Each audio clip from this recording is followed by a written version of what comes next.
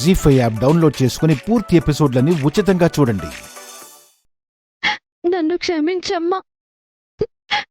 నేను తప్పు చేయటం వల్లే కదా నాన్న నాకు పెళ్లి చేయాలనే నిర్ణయం తీసుకున్నారు. మీ నాన్న నిర్ణయం తీసుకుంది నీకు బాధ్యతలు తెలియాలని. అయినా నీకప్పుడే పెళ్ళొద్దని చెప్పావు కదా. ఏదో ఒకటి చేసి మీ నాన్నకి వద్దని చెప్తాను. నువ్వు ముందు తిను. నాకు ఆకలిగా లేదమ్మా. నా చేత్తో తినిపించినా తినవా?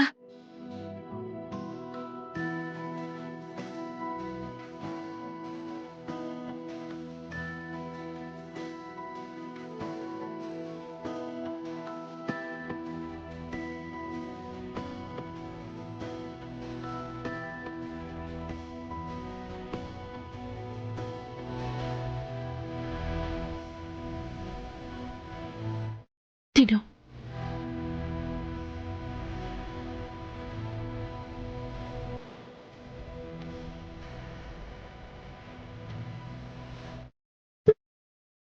నీ చేత్తో తినిపిస్తుంటే అమృతంలాగా ఉందమ్మా.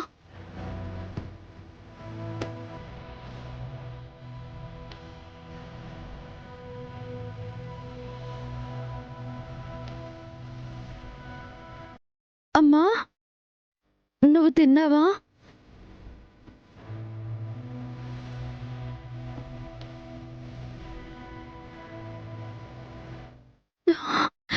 ఇంట్లో అందరికీ దగ్గరుండి తినిపిస్తావు, నువ్వు మాత్రం సరిగ్గా తినవు. ఏ తల్లైనా తన బిడ్డల ఆకలి తీరాలి అనుకుంటుంది. నువ్వు తింటే చాలు రామా. తిను.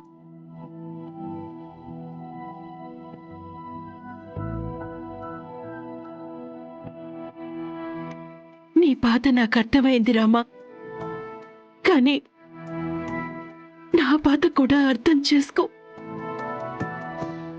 మీ నాన్న తీసుకున్న నిర్ణయం కరెక్ట్ అని చెప్పను, కానీ ఎప్పటికైనా సరే నువ్వు కూడా ఇంకో ఇంటికి వెళ్లాల్సిన ఆడపిల్లవే కదా. అదే మనసులో పెట్టుకుని ఇంత బాధపడకూడదు. నిన్నిలా చూడలేకపోతున్నాను రామా. నువ్వు చెప్పింది నాకు ఇక్కడ అర్థమవుతుందమ్మా, కానీ ఇక్కడ అర్థం కావటం లేదు. నా మనసు చదువుకోమని చెప్తుందమ్మా. రామా, నేనున్నాను కదా, నీకు అన్యాయం జరగనివ్వను. నువ్వు భయపడకూడదు, సరేనా?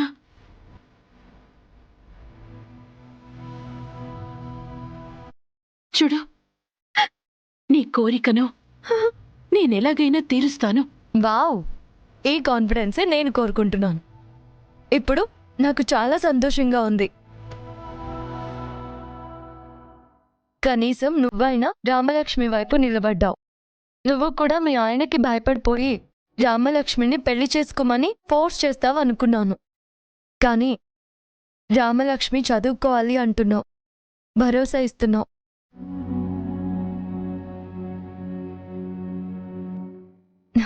ఇప్పుడు నాకు నమ్మకం కలిగింది. రామలక్ష్మిని కాలేజ్కి పంపించకుండా ఎవరూ ఆపలేరు. అదంత సులభంగా జరగదమ్మా.